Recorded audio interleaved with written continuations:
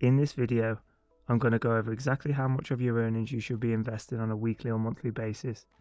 It doesn't matter how much or how little you earn, you will benefit by following the system described in this video. In my opinion, learning to manage your money effectively is even more important than learning how to make more of it.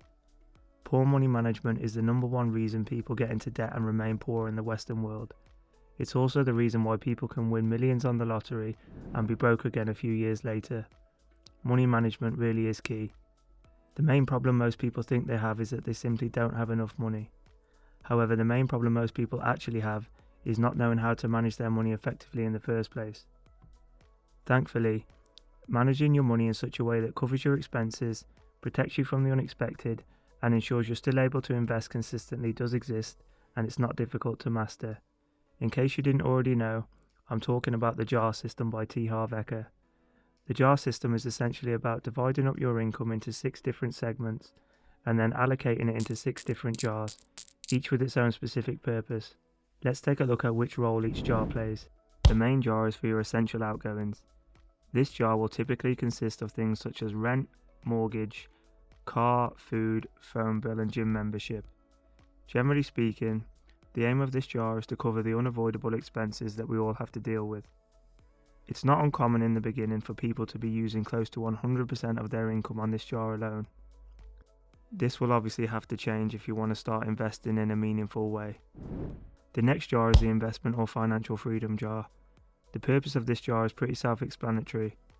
I am currently splitting whatever goes into this jar between my stocks and shares ISA and future property investment fund. So long as you follow the system, you should never have to touch this jar for anything other than investing. Keep in mind that this jar will eventually bring you financial freedom, so don't be tempted to dip in. The long-term savings jar plays a crucial role in the 6-jar system. This is the jar that will bail you out when you get hit with the next inevitable yet unexpected hefty bill. This could be in the form of auto repairs or medical expenses, for example. However, aside from being a general rainy day fund, the long-term savings jar also serves to fund larger ticket and more enjoyable purchases in your life, such as a holiday or a new car. In the absence of the long-term savings jar, you will likely end up having to dip into your investments at some point, and that's really the last thing you want. As Charlie Munger said, the first rule of compounding is to never interrupt it unnecessarily. On to the play jar now. It's an interesting one because it keeps overspenders in check, but also forces penny pinchers to actually live a little and not try and save or invest every last penny. You don't want to look back in 25 years and realise you missed out on living just to save an extra 10% of your income per month. The rule with this jar is that you have to spend its contents within the month no matter what, as it cannot roll over to the next month. I tend towards saving rather than spending, so this jar has helped me to spend a little bit more and do it without a sense of guilt. I personally think this jar will help me to invest even more in the long run, because it reduces the chances of me getting burnt out and giving up because I was too strict with myself. The education jar is one of the most important jars. It will help to ensure your own personal growth, which is about the best investment you can make. As Warren Buffett famously said, the most important investment you can make is in yourself. I know this can come across as a bit wishy-washy, but the reality is this. As your education around finance increases, so too will your ability to create wealth. The education jar really is an investment in and of itself. This jar is typically used to pay for things like books, online courses, seminars, and one-to-one mentorship, to name a few. The giving jar is for giving back in some way. I'm going to assume that some people will simply give this jar a miss. If I'm honest, this was my intention too when I first learnt about the system. I just thought I'll give money when I have money. I've since learnt that there's more to giving than just looking good to others or doing it because it's just the right thing to do. There are somewhat selfish aspects to giving to take into account too. Giving to charity or somebody you care about will make you feel good about yourself. People that give are often happier and healthier than people that only receive. There are no truly selfless acts, and that's fine. Learning to give will increase your sense of self-worth and make you feel more deserving of increased wealth yourself. Giving will help you move from a scarcity mindset to an abundance mindset. It doesn't have to be much, but do get into the habit of giving something back right from the start, even if it's only for selfish reasons to begin with. Now we've established the purpose of each jar. Next, let's look at how you divvy up your income between them. The percentages on screen now are what Harv Eker actually recommends. However, I don't feel like these numbers are a good fit for me right now.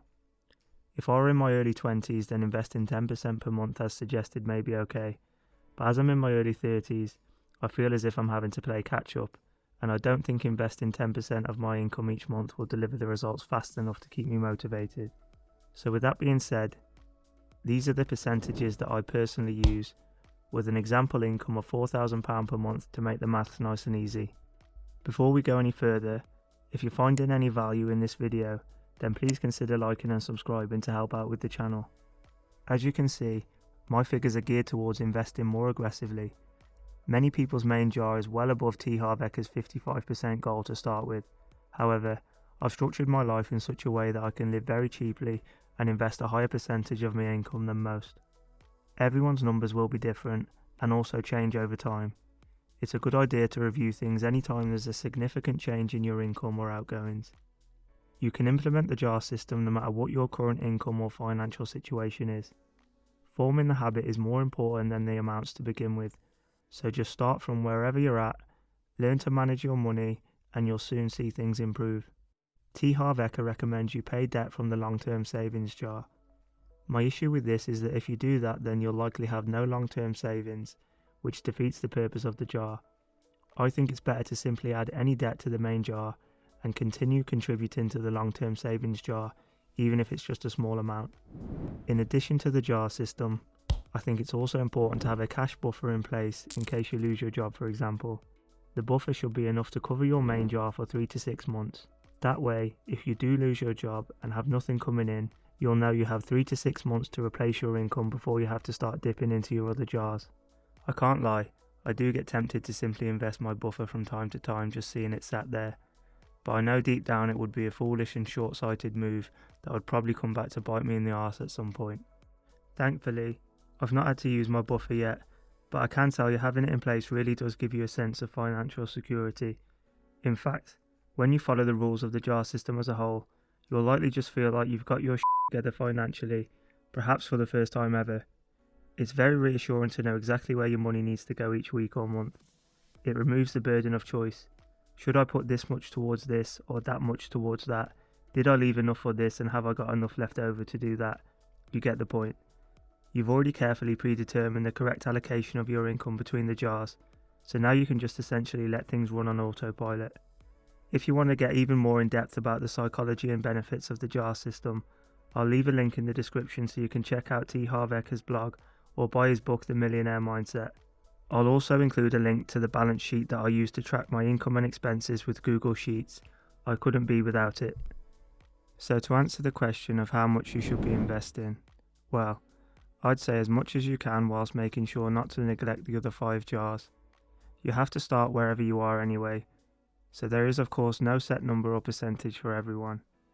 Invest what you can for now, and once you get into the habit of managing your money more effectively, start looking for ways to increase your investment contributions. It's very easy to set up multiple accounts with your bank and even name them all too, one for each jar. I'm with Lloyds Bank and it could all be done online within minutes. I hope you managed to take something from this video. If you would like to see more general finance videos like this, in addition to investing content, please let me know in the comments below. Watch this video next if you're struggling to stay motivated during the early stages of your investment journey.